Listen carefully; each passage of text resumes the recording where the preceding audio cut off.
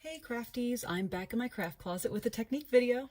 I'll be showing a way to create a colored embossed background using an embossing folder. So this technique can really double the use of your embossing folders. And I love embossing. I love learning new ways to make fun cards and card backgrounds with my embossing folders.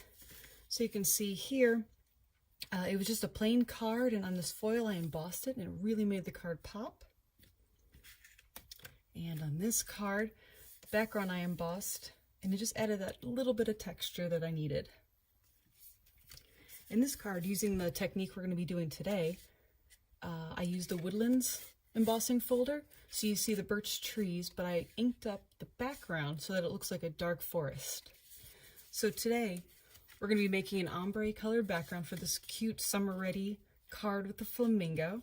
So you see the sunset in the background. I used Poppy Parade, Grapefruit Grove, and Daffodil Delight. So we're going to be showing you how to do that today. So starting with a 4 by 5 1/4 inch piece of yellow cardstock, we're going to ensure where you want your embossed impression, like where you're going to need the ink. So this step is the equivalent of measure twice, cut once. Remember, on your embossing folders, there is a positive side where it's raised for embossing, and a negative side where it is depressed for debossing on the folder.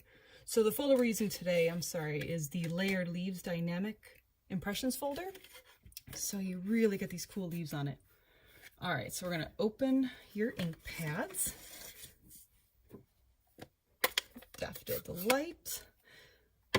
I'm gonna use Grapefruit Grove. I know it's a tiny one, but we're gonna be using it. And usually start light to dark.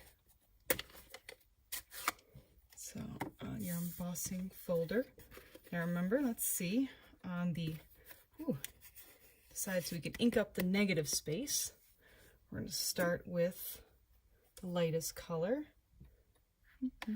And some people like to use a brayer for this part. I'm totally fine with just using my ink pads on it. There we go. I actually find it less messy just to use the ink pad.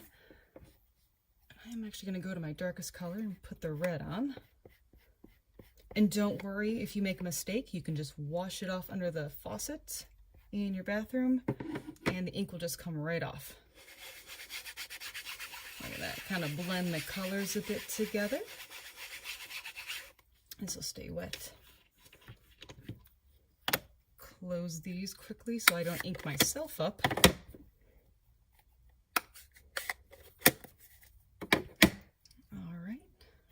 Side away, and here's your big shot. And we're going to make sure we put our cardstock on the uninked side. We're going to close it carefully so that the cardstock doesn't shift.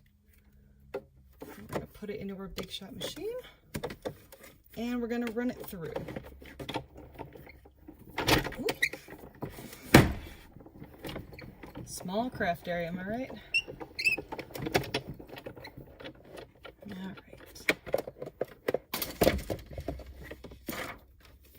We're going to remove it from our folder carefully. You can see you have the nice ombre inked background that we have for our flamingo card.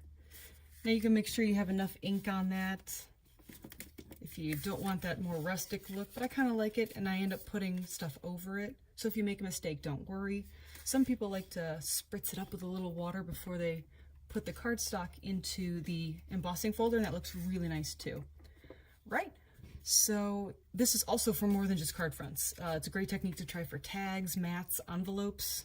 Just experiment and find what you really like. So I want you to be the best crafter you can be.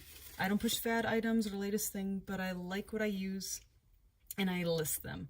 So I hope you found this tutorial useful, and thank you for watching. Happy crafting!